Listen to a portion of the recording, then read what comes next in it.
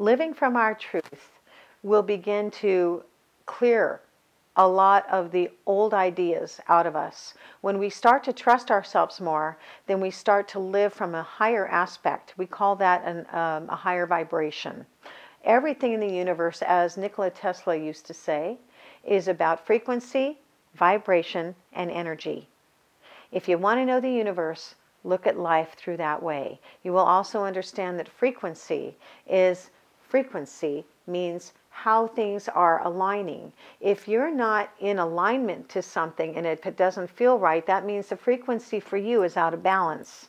So we have to look at life a little bit differently about understanding what vibration means as well. Vibration is, where do you feel you belong in your world? Are you living your life based on what other people have always said, not from how you feel? Sooner or later, you're going to break down and cry. That means that your vibration can change now because you're becoming more real. So as time continues and you begin to trust yourself and you stand up for yourself a little bit differently without being angry. This isn't about being angry. This is about recognition. Recognition is vibration. Your vibration changes when you become more aware. And when you live from your heart, then you're becoming that much more aware and your vibration changes and you don't have to accept the stresses of the world. It's not about taking on the world. It's about learning for yourself. I work with people all the time who are saying that they're finding themselves feeling like they're in an emergency state of living. Why would they feel that way? Well, number one, it's really possible right now that people are not trusting themselves. They're not trusting where they're living. They're not feeling comfortable where they're at. And stress is a big factor. So the way we want to look at that is, what are you doing in the moment? How are you recognizing that you have something to say, that you don't have to take on other people's stresses? Now, what's happening right now is that people are feeling that they are being compromised, and then they feel like they're being taken advantage of. But they feel as though if this occurs with them, then they're only a victim. Here's how you change it.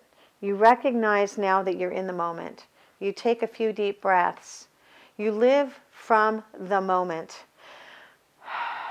Give yourself credit back where credit's due.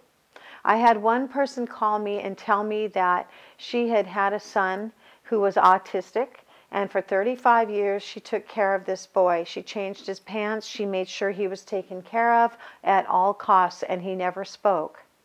She had to put him in a home finally because her living conditions had to change. So she was concerned that she was a bad mother. And my response to her was, oh no, we don't want to look at that as a bad mother, that you had to put him in a home. We want to look at it as, look at what you've done for 35 years. You kept that boy in a place of love. You took care of him all the time. How about looking at life from that viewpoint? And this is what shifted her. It was just looking at it a little bit differently. And that's the way that we can start seeing ourselves. Look at how far you've come. Look at what you have the potential to do. Look at what is available to you.